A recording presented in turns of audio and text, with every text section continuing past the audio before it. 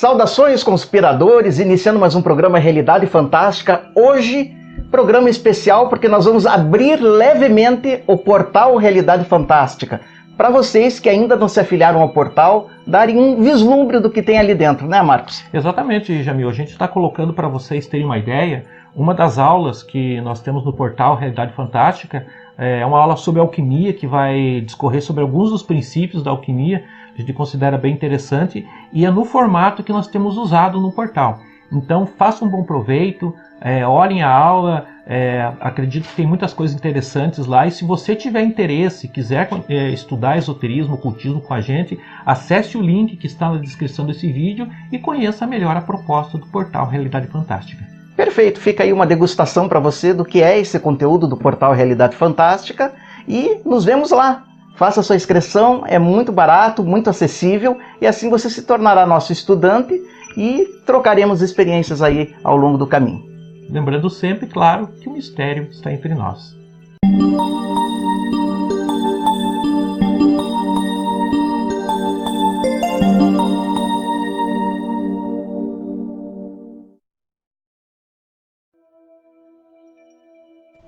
Saudações, amigos aí do portal Realidade Fantástica. Hoje, continuando nossa iniciação à alquimia, aqui com o professor Marcos Roberto Kuznik, né? E nessa aula, mais especificamente, vamos falar mais do simbolismo da alquimia. Na primeira, nós demos um en passant, né? Uma geral na história da alquimia, nos seus primórdios, suas origens, né? Seus propósitos. E hoje vamos falar um pouquinho mais do seu simbolismo e mais alguns conceitos interessantes, né, Marcos? É isso aí, a gente está dando seguimento agora partindo de alguns componentes, Jamil, que estão geralmente presentes quando se fala de alquimia.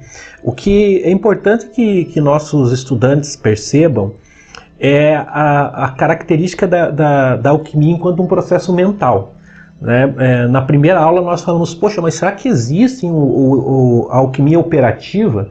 E a partir de um determinado ponto, muita gente que vai se lançar na pesquisa alquímica fica imediatamente perdido no labirinto que é a quantidade de conceitos, a quantidade de informações que se dá da alquimia. Porque a alquimia tem uma linguagem própria, né? Exatamente. A linguagem é uma simbólica própria. Não, e que costuma assustar, né, a pessoa que toma contato pela primeira vez. Mas a questão do simbolismo, a gente pode comparar da seguinte maneira. Quem é iniciado na química, por exemplo, né, na química convencional, vê uma fórmula química e tem perfeita clareza do que está vendo. Do que está vendo. Né? Quem é físico, quando olha uma fórmula da mecânica ou mesmo de outras áreas da física, vê e imediatamente reconhece aquilo que está sendo falado. Quem não é iniciado, não estudou a fundo química nem física, imediatamente não sabe do que se trata. Aquela linguagem está velada pela ignorância de quem vê. Né? E a alquimia não é diferente. Agora, o que nós podemos pensar é qual é a serventia, qual é a utilidade da alquimia para um estudante de misticismo, se nós considerarmos assim, poxa, mas eu não como estudante de ocultismo, de esoterismo, o que eu vou querer com a alquimia? Eu não vou pegar minhas panelas lá, o coador, né, o copo lá e começar a ferver e destilar coisas no meu laboratório em casa, minha cozinha. Mas aí que a gente chega das coisas mais incríveis da alquimia. Na abertura desse vídeo, você viu que a gente colocou uma frase, que é uma divisa alquímica em latim, que diz assim, aurum nostrum non est aurum vulgi. Ou seja, já os alquimistas, a partir de um determinado período, eles diziam, olha, o nosso ouro, ou seja, aquilo que a gente tem perseguido como a grande obra, não é o que as pessoas estão pensando. E é aí que a gente vai ver o grande valor moderno da alquimia e a serventia que ela nos traz enquanto estudantes de misticismo. Talvez aí apareça a verdadeira alquimia, o seu verdadeiro propósito, né? Nessa dimensão. Exatamente. Um dos personagens fundamentais da modernidade, da contemporaneidade, para que a gente possa entender a alquimia é o psicólogo, né, psicanalista suíço Carl Gustav Jung. Né? Ele é muito citado, muito falado dentro do âmbito do esoterismo, porque ele foi uma das pessoas que teve a coragem, no momento onde a psicologia tomava um rumo bastante materialista, Sim, né? de querer investigar quais eram os efeitos psicológicos e psíquicos de tradições esotéricas, como é o caso da astrologia, como é o caso do tarô e como é o caso da alquimia. Então, muito do que a gente vai falar está exposto, por exemplo, nessa obra do Jung que vocês estão tendo aí. Esse é um volume das obras completas do Jung, Psicologia e Alquimia, onde ele vai nos dizer o seguinte, que a alquimia, ela chegou um momento que ela era tão obscura, ele até usa uma frase, né? Obscurum per obscurius, ignotum per ignotius, ou seja, o obscuro pelo mais obscuro, o desconhecido pelo mais desconhecido. Uhum. E aí nessa análise ele vai dizer o seguinte, que esse espírito, essa entrega a um fenômeno tão difícil, ele era incompatível num determinado momento com o espírito do iluminismo. Uhum. Né? Quando a gente começa ali no século XVIII, e muitos filósofos vão buscar na razão, né, a luz da razão, a verdade das coisas. A razão passa a ser o Deus ex machina, né, para tudo. Exatamente, né? E eles vão ver nesse ambiente escuro, né, ou pelo menos obscuro da alquimia, para quem olhava talvez de fora, incompatível com esse espírito de luzes, né? Então é por isso que ele também comenta que já no tempo de Jacob Böhme, né, um filósofo do qual nós vamos falar aqui, Böhme, né, chamado de teósofo teutônico, né, uma figura fantástica dentro do esoterismo, do ocultismo, que tem obras assim basilares, né, e que impactam inclusive na alquimia em alguns pontos.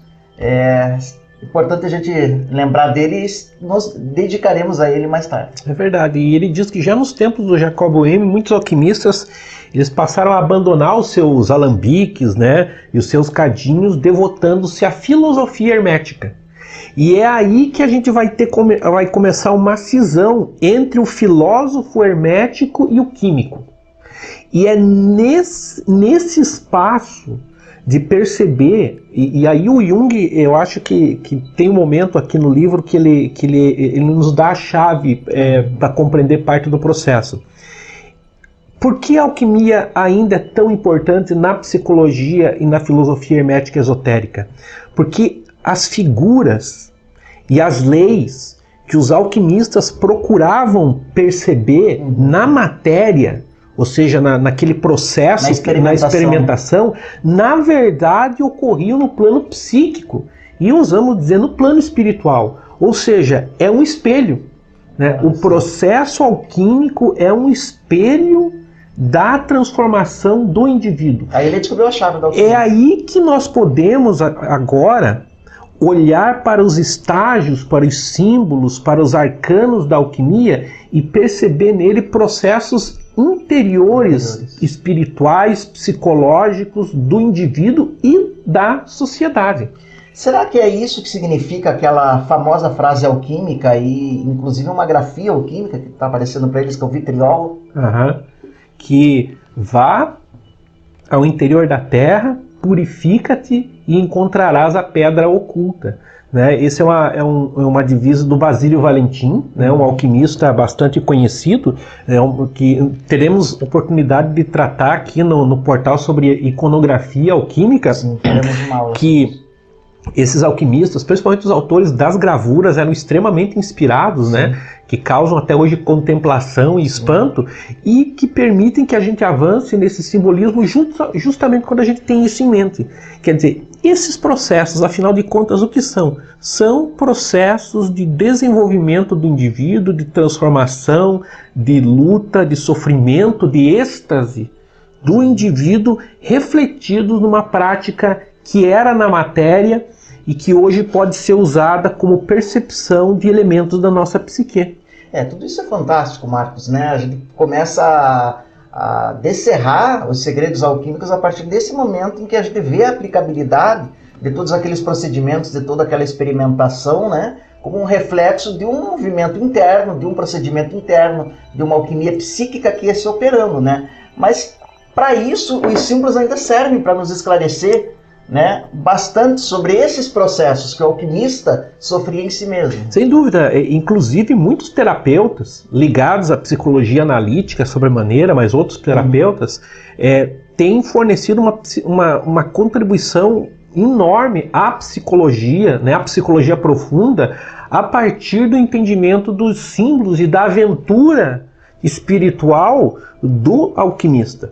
Então, conquanto ainda existam, como nós falamos na aula passada, alquimistas operativos, sim, pessoas que, através do labor dela, em cima dos alambiques, dos cadinhos, das retortas, enfim, buscam ainda os prodígios da alquimia material, mas nós sabemos que aquilo, e aí o Jung foi muito, soube muito bem colocar isso, é o espelho de processos anteriores. E é isso que nós vamos ver nessa aula, que possivelmente vai ficar tão longa que a gente vai quebrar ela em alguns pedaços, né? Talvez vocês tenham várias partes dessa aula, em 4 temas principais que nós vamos abordar nessa aula. Vamos lá. Que são, primeiro, nós vamos falar um pouco dos 4 elementos, né, que são mencionados não só na alquimia. A compreensão desse tema dos 4 elementos é fundamental, a exemplo do que nós fizemos com o Caibalion nas aulas anteriores,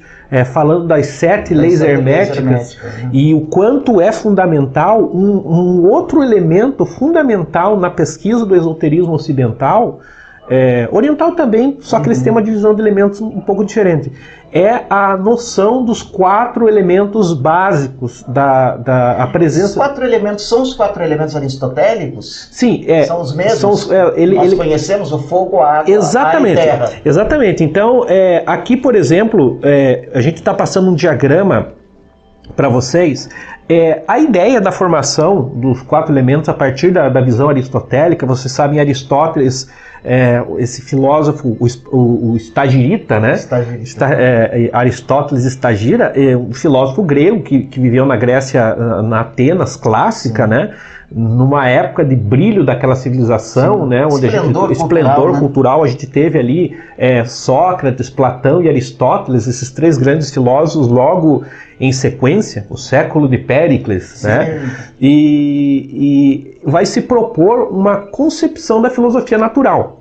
Então, esse entendimento de que a gente tem, hoje talvez a gente chame de ciência natural, à época, o esforço aristotélico e de alguns filósofos de tentar alcançar a realidade era chamado de filosofia natural. Filosofia naturalis, esse nome vai ficar ainda durante um bom tempo, né? Até porque Aristóteles, né, ele não era muito afeito às divagações metafísicas, e ele se preocupava muito com o que ele chamou de classificação. Tanto que alguns falam que ele foi o grande classificador. Exatamente. Era importante entender, decompor, o método dele era mais indutivo até. A própria palavra metafísica, ela vem de uma classificação da obra do Aristóteles. Não me lembro agora o nome do autor, mas é um autor clássico. Quando ele foi classificar a obra do Aristóteles, ele pegou algumas que não se encaixavam nos estudos físicos, né, da propriedade, e colocou meta, que quer dizer além, né, além da física. E o Aristóteles, nessa tentativa de criar uma filosofia natural, ele vai compilar, digamos assim, e também dar sua própria contribuição, no sentido de apresentar que, olha, a exemplo do que foi proposto por outros filósofos, toda a aparente complexidade do mundo, né, do universo, ela pode ser entendida a partir de 4 elementos básicos, né? A terra, o fogo, o ar e a água. Então vocês estão vendo aí um quadrado que a gente pode aí representar como sendo a matéria, ou mesmo uma realidade psíquica, enfim. De um lado a gente vai ter uma dualidade entre o quente e o frio. Então você vai ter uma possibilidade das coisas, ou elas são quentes ou elas são frias. De outro lado, num outro diagonal dessa percepção da realidade, você vai ter outras 2 possibilidades desse ser. Ou ele vai ser seco, ou ele vai ser úmido. Então nós formamos um quadrilátero, né, em que vai dizer, olha, a natureza das coisas mas não só das coisas materiais, dos sentimentos, das ações, dos pensamentos, da energia, ela pode ser expressa em 4 pilares básicos: o quente e o frio, e o seco e o úmido. A partir dessa realidade, você começa a formar que reúnem, digamos assim, a composição desses elementos. O primeiro grande princípio é o princípio do fogo, que vai reunir a realidade do que é quente e seco. Né? Então, quente e seco, o que seria uma coisa quente e seca? O que seria um temperamento quente e seco? O que seria um pensamento quente e seco? Nossa. Nós temos que pensar neste sentido. Né? Nós pensamos também em termos da realidade material, mas também pensamos na questão atitudinal, né? Na questão da realidade manifesta. Então, o que seria? E isso é tido como o paradigma disso é o fogo. Num outro momento, nós temos uma realidade que é classificada como tendo a característica do seco e do frio, sim, que é a terra. Novamente, então temos o elemento fogo, o elemento terra, terra que vai reunir as características do que é seco e frio. Né? Não, o fogo quente e seco, seco e frio. Novamente, o que seria uma atitude? O que seria uma pessoa seca e fria? Né? O que seria um princípio seco e frio? Na sequência, pegamos outros 2 polos, né? Outros 2 pilares, melhor dizendo, dessa percepção da realidade manifesta, que é o frio e o úmido. Aí nós teremos o grande manifestação, que é a água. A água é fria e úmida novamente. Como nós percebemos isso na criação, como nós percebemos isso nas atitudes, no temperamento humano, percebemos no temperamento humano, em todos os elementos. E finalmente, fechando esses 4 elementos, temos a realidade que reúne o quente e o úmido, que é o ar, né? A pneuma, né? Esse princípio.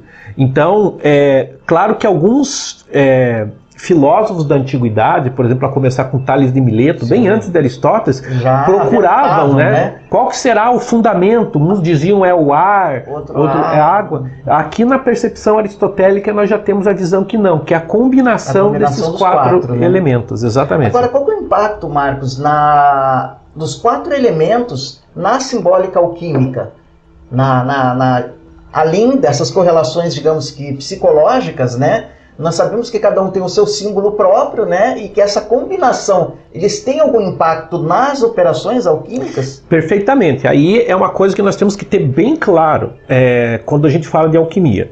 Porque senão a gente incorre na questão do anacronismo.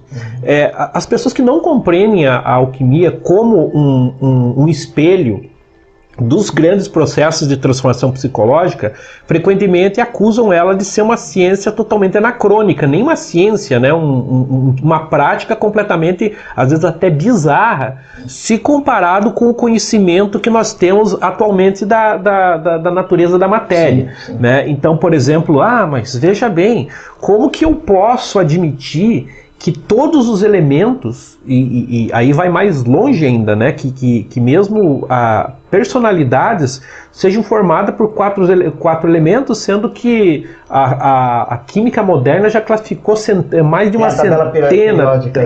Mas temos que, novamente, não estamos falando de uma correspondência perfeita nesse sentido. A gente está falando em questões de reflexo de processos interiores. No caso da alquimia, novamente, o Jung e outros também, eles viram justamente isso, que o que os alquimistas procuravam na matéria era o reflexo de processos interiores. Tanto é que agora, até para fazer uma recomendação, se o nosso estudante quiser se aprofundar, nós vamos voltar nesse assunto com certeza, mas já dando aqui um caminho bibliográfico, um dos melhores livros, assim, pelo menos que eu conheço, para introduzir no tema dos 4 elementos de uma maneira, digamos, moderna, é esse livro que vocês estão vendo aí, já está aparecendo, que é o livro de um astrólogo americano chamado Stephen Arroyo, que chama Astrologia, Psicologia e os 4 Elementos. O Stephen Arroyo, ele vai mostrar que toda a astrologia, ela é, na verdade, uma variação do tema dos 4 elementos. Olha, isso é então, você tem, por exemplo, o fogo na sua expressão cardinal, fixa e imutável, representado pelos signos de Áries, Leão e Sagitário. Você tem a terra, a tríade de terra, representado por Touro, Virgem e Capricórnio. Você tem a tríade de ar, Gêmeos, Libra e Aquário. E a tríade de água, formada por Câncer, Escorpião e Peixes. Ou seja, na verdade, os 12 signos do zodíaco são a tríplice manifestação da quádrupla realidade dos 4 elementos, formando 12 processos possíveis. Então, esse livro, apesar de ser um livro de astrologia, ele ajuda a perceber exatamente essa questão dos 4 elementos. No caso da alquimia, a teoria aristotélica dos 4 elementos, ela vai predominar como processo de busca pela realidade componente da matéria, e não só da matéria. Não só da matéria. Agora, como é que se dá essa transição, por exemplo, Marcos, para os 3 princípios, por exemplo? Exatamente. Um outro elemento que a gente vai encontrar na alquimia, principalmente... Se bem que antes da gente passar para isso, eu quero ver se eu entendi, que aqui eu estou como mero entrevistador, quem realmente compreende do tema é o Marcos.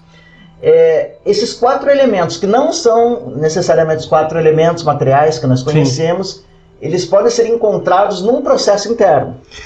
Ou não necessariamente. Então, aí que está. Essa percepção... No desenvolvimento espiritual, existe uma tentativa de harmonizar esses 4 elementos? Sem dúvida, porque vamos tomar, por exemplo, como referência a astrologia.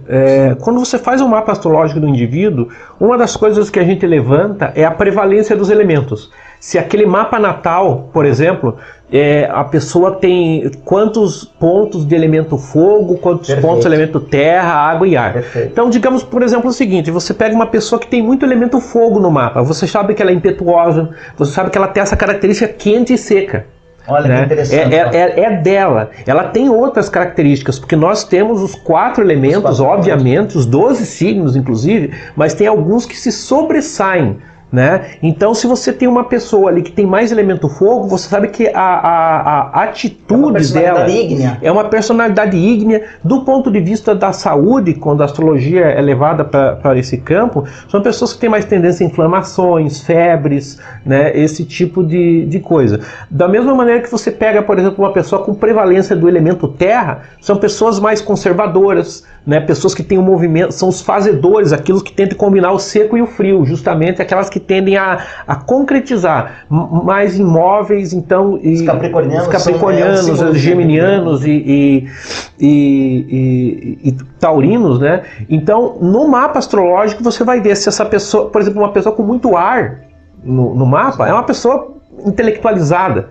Talvez o desafio dessa pessoa seja compensar, né? A orientação astrológica geralmente é nesse sentido. Olha, se você tem um elemento a mais, você tem que procurar uma compensada. Olha aí, né? Você começa a entender melhor essa aplicação prática dos 4 elementos alquímicos na personalidade e na evolução, né? Nós temos que procurar o equilíbrio, né, dos 4 elementos, e não o desequilíbrio. Quando estão desequilibrados, a gente não consegue um processo espiritual genuíno. Às vezes você pega uma pessoa que tem o karma, digamos assim, de ter um mapa muito equilibrado, né? Você vê ali que a pessoa tem ali os 4 elementos num relativo equilíbrio ótimo, e às vezes é o contrário. Você pega, por exemplo, as pessoas, de repente, muito elemento fogo no mapa, muito elemento ar, terra.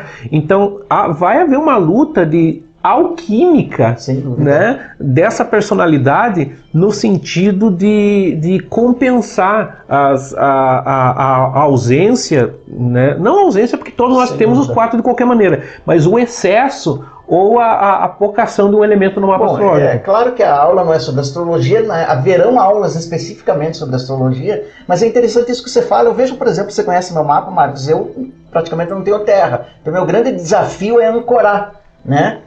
Tá fazendo o chamado fio terra, né? Exatamente. Está com os pés no chão. Então, aí está a luta interna. E é interessante aqui, como a gente não é uma questão astrológica agora, mas eu sempre digo que o mapa astrológico ele não pode servir de álibi, né, para as nossas ações. Muito pelo contrário. Então, se eu tenho, por exemplo, a prevalência de um elemento muito grande no meu mapa, eu sei que o desafio naquela minha encarnação, ela está voltada para a compensação dessa falta. Porque eu já desembarquei, digamos assim, eu sou assim. Porém, a direção, a compensação, né, a lei da compensação, como a gente fala nos 7 princípios herméticos, é tentar suprir essa questão. Perfeito. Essa questão agora dos 3 princípios dentro da alquimia. Que princípios são esses? Então, diferentemente dos 4 elementos, os 3 princípios que são uma decorrência dessa... os 3 princípios são apresentados de uma maneira mais tardia, né? Aqui, os 4 elementos são algo bem, já desde lá na Grécia na Grécia Antiga, né? na Grécia Clássica. Antes até, né? Exatamente. Já os chamados 3 princípios alquímicos, eles são posteriores e talvez quem mais trabalhou em cima disso foi o Paracelso. Né? Paracelso, uma figura... médico suíço-alemão, exatamente, né? Que era médico, mas também era místico, alquimista, perseguido como bruxo, mas que era um grande esoterista, um grande ocultista, Rosa Cruz, né? O que Paracelso nos diz? O Paracelso é um típico personagem do Renascimento, né? Como se diz, um polímata. Um polímata, né? E o Paracelso, ele é um dos que vai trabalhar muito com essa noção dos 3 princípios, ou da tria prima. Né? Tria prima.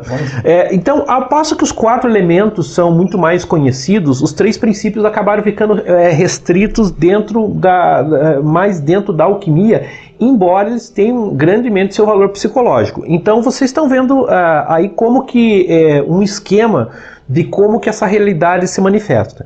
A primeira coisa, um conceito, digamos, ontológico que existe dentro da alquimia, é que você tem uma prima mater, né, uma matéria-prima, o logos, né, o caos, né, a partir dessa terra vazia e informe, né, como diz no Gênesis, né, onde o Espírito de Deus pairava sobre a face do abismo, né, você vai ter a totalidade ali, né, em potencial. Hoje em dia, por exemplo... Não diferenciada. Não diferenciada. Por exemplo, é o que se fala hoje, talvez, do tal do vácuo quântico, né, que não tem vácuo. Na verdade, né? Não existe vácuo. Não existe vácuo. Existe um potencial incrível, talvez infinito, dentro desse aparente vácuo. Potencial criativo. Os gregos, por exemplo, tinham horror ao vazio. Né? Eles diziam que a natureza tem horror ao vazio.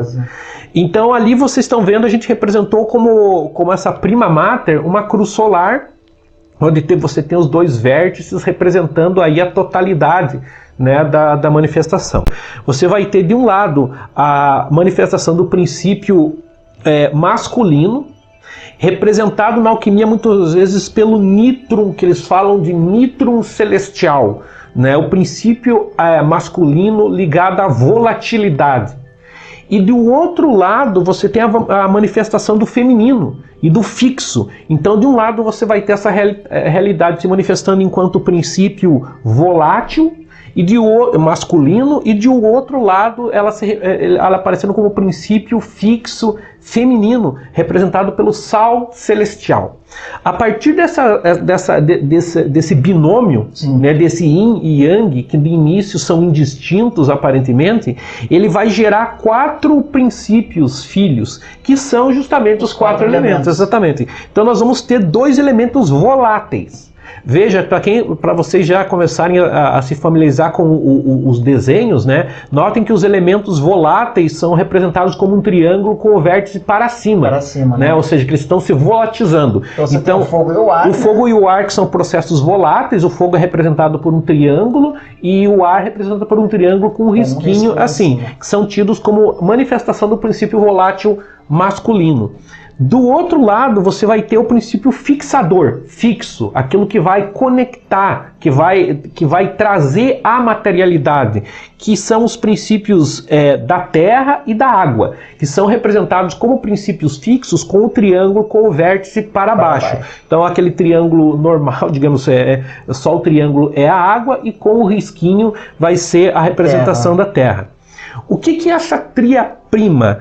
A tria prima, e que são os 3 princípios filosóficos do enxofre, do mercúrio e do sal, de um lado, são princípios que eram buscados pelos alquimistas como redução em seus elementos básicos. Nós já vamos falar da recombinação dos elementos, mas esses 3 princípios são, como vocês estão vendo, o enxofre, o mercúrio e o sal. Então, a gente está vendo, Marcos, que a partir dos 3 elementos, né, dos 3 princípios, eles estão conectados com os 4 elementos. Exatamente. Então, o que vai acontecer? Se você pegar do ponto de vista digamos assim, da prática alquímica, cada um representaria um aspecto da recombinação das questões. Por exemplo, se você vai fazer espagiria, que é a chamada alquimia vegetal. O alquimista espagírico, ele tenta buscar recombinar e fazer elixires, remédios baseados no princípio alquímico.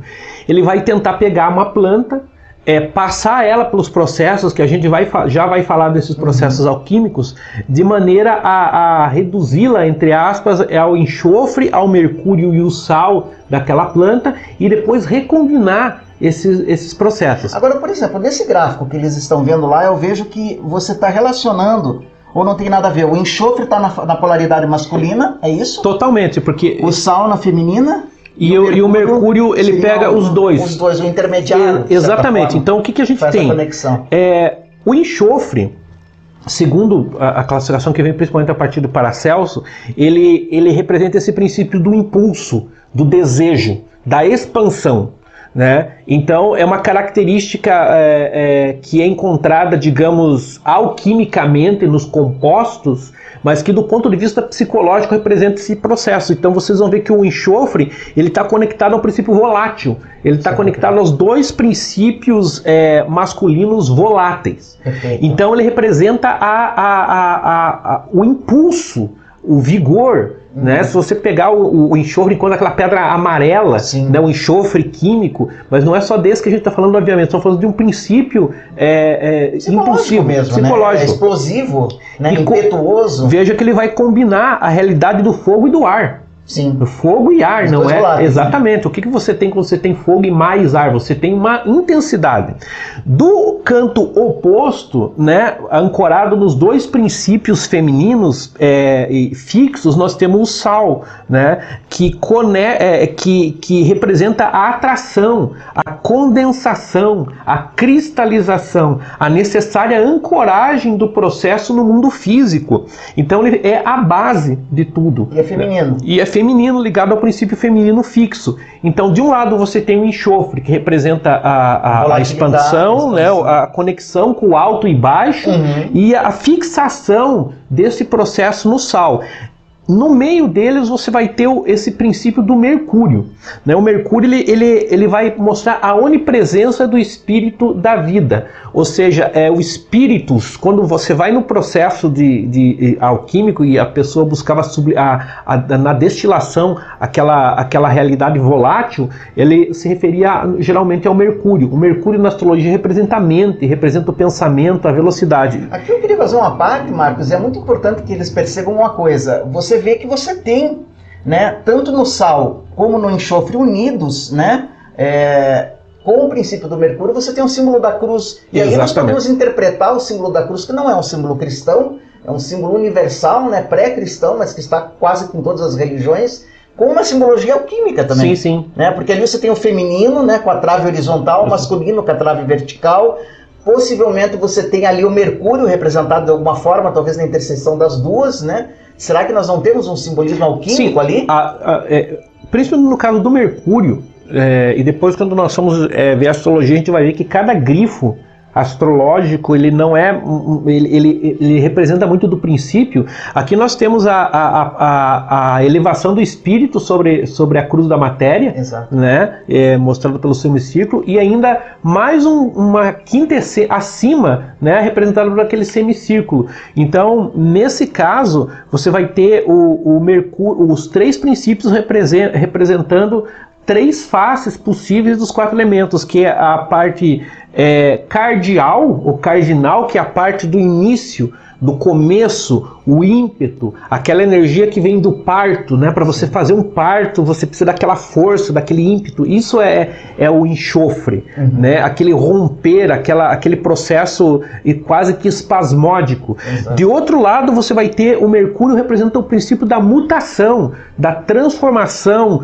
da continuidade, do ressignificação, e o Sal, a fixidez necessária para que tudo isso seja ancorado no mundo manifesto. Então, vocês estão vendo como isso começa a ficar claro, né? Como isso pode se processar no interior mesmo do ser humano, através das suas tendências, das suas possibilidades psicológicas e espirituais, e o que se busca realmente é essa transmutação, esse equilíbrio entre todos esses princípios, né? Quando uma personalidade como Jung vai estudar a alquimia, o que ele acaba descobrindo, estudando os compostos alquímicos, é a natureza do alquimista. Isso é interessante, né? A natureza do alquimista é que acaba sendo plasmada desvelada no seu experimento. Por isso da importância dessa nomenclatura. Vocês aqui que talvez muitos estão aqui já leem sobre esoterismo há um tempo, alguns talvez sejam mais novatos, mas o fato é que essa temática ela é recorrente. Tanto a dos 4 elementos, em menor medida a dos 3 princípios, porque ela é mais restrita à questão alquímica, mas de qualquer maneira ela vai representar um dos fundamentos, né, digamos assim, do esoterismo ocidental. É tão interessante que você vai encontrar isso, pelo menos os 4 elementos, na iconografia de quase todas as religiões. Exatamente. Vá para a religião celta, vá para a religião dos nórdicos, vá para a religião dos orientais, seja o hinduísmo, o budismo, o taoísmo, você vai encontrar os 4 elementos presentes, com nomes, claro, com símbolos próprios de cada religião. Então parece que são princípios universais. Inclusive no cristianismo. Na iconografia das antigas igrejas, ao representar virtudes, por exemplo, dos evangelhos, né? E muitas vezes é trazido, porque era o conceito da filosofia aristotélica, que principalmente após Santo Tomás de Aquino, né, ganhou uma expressão muito grande dentro do cristianismo, do catolicismo. Sem dúvida. Então Santo Tomás, né, ao ter acesso aos escritos de Aristóteles através de trabalhos árabes, né, ele vem, o tomismo, né, vem trazer essa visão aristotélica. Inclusive lembrar que Santo Tomás de Aquino, né, pode surpreender muitos, escreveu sobre alquimia. Escreveu sobre alquimia, escreveu sobre astrologia.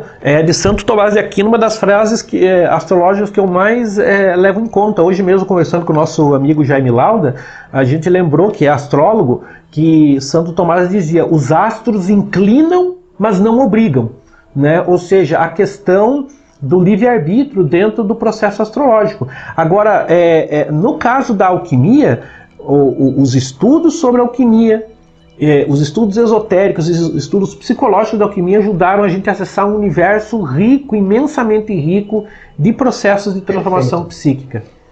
Outra coisa, bom, sempre lembrando, claro, que o sal, o enxofre e o mercúrio não são o sal de cozinha, o enxofre lá que você... dá pro gado, né? Dá pro gado, né? E o mercúrio lá que você vai ter hoje não pode mais, né? No termômetro, né? Não. Né? São símbolos. As 4 fases, né? Nós sabemos que existem 4 fases clássicas no processo de transmutação, na operação alquímica, né? Então... E isso eu acho maravilhoso, essa questão das 4 fases. Isso é muito importante. Como a gente já teve a oportunidade de falar nas aulas anteriores, o processo alquímico, ele era imensamente complexo. A gente falando da questão dos princípios práticos, né? E se nós formos pesquisar a literatura alquímica, e o próprio Jung, quando foi fazer essa pesquisa de um grande calato, né? Ele vai dizer o seguinte: é muito fácil fazer confusão, porque dificilmente você tem 2 autores que concordam. Né, dentro da alquimia. A gente vê que, embora tenham balizas principais, cada alquimista, né, ele está trazendo suas próprias experiências pessoais e refletindo nos seus experimentos. Essa é a riqueza do processo. Sim. Então, os 4 fases, né, onde, digamos assim, o alquimista vai iniciar o seu trabalho. E ele vai iniciar esse trabalho de transmutação da matéria, para que aquela matéria caótica, aquela matéria que não é nobre, ela vai se transformar na pedra filosofal, no ouro alquímico, no elixir da longa vida, no pó de projeção. E aqui nós temos a chave que leva o alquimista da ignomínia, da ignorância, à luz da sabedoria. Exatamente. Né? Mas eu acho interessante, Marcos, já que essa aula já deu aí quase 40 minutos, e tem bastante material para eles refletirem, a gente fazer uma pausa e entrar na questão das 4 fases na próxima aula. Com certeza. Vamos fazer, agora a gente vai deixar para a próxima aula, né? A gente já conseguiu iniciar a apresentar os 4 elementos, os 3 princípios. Na próxima aula nós vamos voltar e abordar a questão das fases do processo alquímico. Sem dúvida. Então, você já tem aí a nossa bibliografia, você já tem um tempinho aí, uma semana para você estudar. A gente procura, né? Nós faremos uma semana, a gente procura colocar semanalmente conteúdo, né? Mas se eventualmente nós uma semana não colocarmos, também é proposital para dar tempo para você pesquisar, né? E a alquimia não é um tema, digamos que de estudo rápido, mas provavelmente já na próxima semana você terá a aula subsequente sobre as 4 fases. Fique atento no portal, né? E se tiver amigos e conhecidos que gostem de esoterismo, ocultismo, também traga aqui para o nosso portal, que será uma alegria recebê-los a todos. Exatamente. Até a nossa próxima aula.